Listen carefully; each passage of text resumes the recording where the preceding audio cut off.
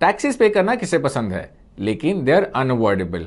Centuries ago US के founding father Benjamin Franklin ने कहा था, डेथ एंड टैक्सेस के अलावा कुछ भी सर्टेन नहीं है। तो प्रेजेंट पर आते हुए टैक्सेस के बारे में अवेयर होना बेटर है।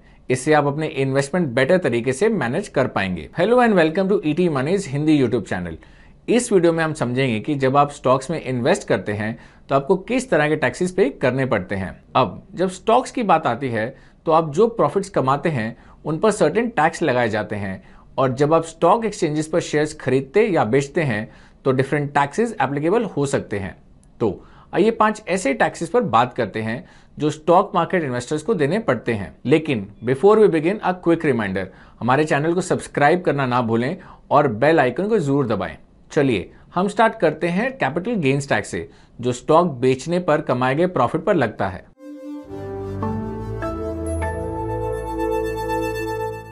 जब आप अपने स्टॉक इन्वेस्टमेंट्स बेचते हैं और आपको उस पर कुछ प्रॉफिट होता है तो उस प्रॉफिट को कैपिटल गेन्स कहा जाता है, और आपको उस प्रॉफिट का कुछ पार्ट गवर्नमेंट को एज टैक्स देना होगा। अब टैक्स रेट इस बात पर डिपेंड करता है कि आपने वो स्टॉक कितने टाइम तक होल्ड किया। अकॉर्डिंग टू द रूल, अगर आप किसी स्टॉक में 12 महीने तक इन्वेस्ट करते हैं तो आपके गेन्स को शॉर्ट टर्म कैपिटल गेन्स कहा जाता है, और अगर आपने परचेज के 12 महीने यानी 1 साल के बाद कभी भी अपने स्टॉक इन्वेस्टमेंट्स को बेचा तो आपके गेन्स को लॉन्ग टर्म कैपिटल गेन्स कहा जाता है। अब शॉर्ट टर्म कैपिटल गेन्स पर फ्लैट 15% टैक्स लगाया जाता है, but long term capital gains पर 10% टैक्स लगाया जाएगा अगर उस फाइनेंशियल ईयर में आपका प्रॉफिट 1 लाख रुपए से ज्यादा है। आइए इससे एक एग्जाम्पल से समझते हैं। सपोज राज ने मई 2021 में एसबीआई के 500 शेयर्स 350 रुपए पर शेयर के प्राइस पर खरीदे। अब 2 साल से ज्यादा समय तक स्टॉक होल्ड करने के बाद उसने उन्हें 700 रुपीज पर शेयर के प्राइस पर बेच दिया। इस तरह उसे 1.75 लाख का प्रॉफिट हुआ। अब क्योंकि उसने इन स्टॉक्स को 12 महीनों यानी 1 साल से ज्यादा टाइम तक रखा था, इसलिए गेन्स को लॉन्ग टर्म कैपिटल गेन्स कहा जाएगा। तो रूल्स के अकॉर्डिंग उस फाइनेंशियल ईयर में 1 लाख से ऊपर के गेन्स पर 10% टैक्स पे करना होगा। तो राज का टैक्स अमाउंट होगा 75,000 का 10%, दैट इज 7,500। अब यहां अगर प्रॉफिट 1 लाख रुपए से कम होता तो राज की टैक्स लायबिलिटी होती 0। अब 2023 में राज ने इंडियन रेलवे फाइनेंस कॉर्पोरेशन के स्टॉक्स में इन्वेस्ट किया। उन्होंने 95 रुपीज के प्राइस पे 200 शेयर्स खरीदे। 3 महीनों के बाद उसने 2024 में 145 पर शेयर के प्राइस पे इन शेयर्स को बेच दिया। तो उसने 3 महीनों में 50 रुपए पर स्टॉक प्रॉफिट कमाया। तो राज का टोटल 10,000 का प्रॉफिट हुआ। अब क्योंकि स्टॉक्स 12 महीने से कम समय के लिए होल्ड किए गए थे, इसलिए प्रॉफिट को short term capital gains consider किया जाएगा और गेन्स पर फ्लैट 15% का टैक्स लगाया जाएगा, जो हुआ 1,500 रुपए। आइए अब दूसरे टाइप के टैक्स की ओर बढ़ते हैं, which is tax on dividends.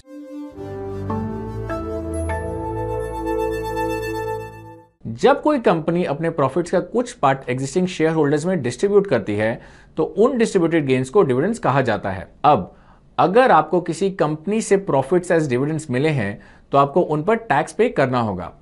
Dividends को आपकी टैक्सेबल इनकम में ऐड किया जाता है और उन पर आपके टैक्स स्लैब के अकॉर्डिंग टैक्स लगाया जाता है। इसलिए अगर आप 10% टैक्स स्लैब में आते हैं तो डिविडेंड इनकम पर 10% टैक्स लगेगा। अगर आप 20% टैक्स ब्रैकेट में आते हैं तो 20%, और अगर आप 30% की टैक्स ब्रैकेट में आते हैं तो डिविडेंड इनकम पर 30% टैक्स लगेगा। और अगर किसी फाइनेंशियल ईयर में टोटल डिविडेंड्स 5,000 रुपए से ज्यादा हैं तो डिविडेंड्स पे करने वाली कंपनी 10% टीडीएस चार्ज करती है। तो ये 2 सबसे बड़े टैक्सेस हैं जिनके बारे में आपको स्टॉक मार्केट में इन्वेस्ट करते समय अवेयर रहना चाहिए। 2 टैक्सेस और हैं जिन्हें जनरली ज्यादातर इन्वेस्टर्स ओवरलुक कर देते हैं, securities transaction tax and goods and services tax.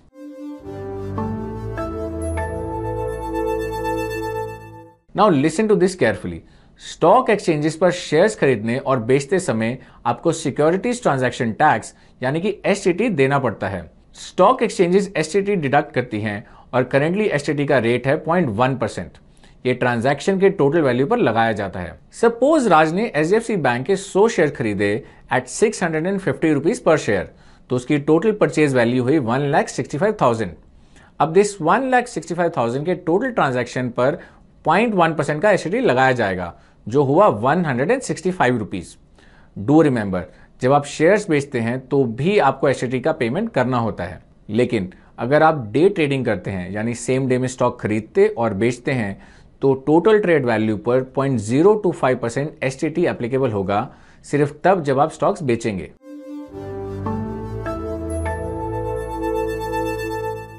अब स्टॉक एक्सचेंज एक ऐसी जगह है जहां पे स्टॉक्स खरीदने या बेचने के लिए ट्रांजैक्शंस करते हैं, लेकिन इन ट्रांजैक्शंस को स्टॉक ब्रोकर्स फैसिलिटेट करते हैं।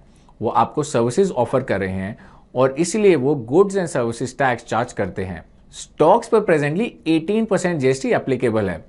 अब इन एक्सपेंसेस के टोटल पर जीएसटी चार्ज किया जाता है, brokerage plus SBI charges plus transaction charges. अब यहां ब्रोकर की तरफ से चार्ज किए जाने वाली फीस को ब्रोकरेज कहा जाता है। अब बाकी के दो charges, SEBI charges and transaction charges, मामूली लेवीज हैं, जैसे कि सेबी चार्ज इज 0.0001%। जब भी आप कोई ट्रांजैक्शन करते हैं इट इज लेविड। तो इन तीनों चार्जेस के टोटल पर 18% जीएसटी कैलकुलेट किया जाता है।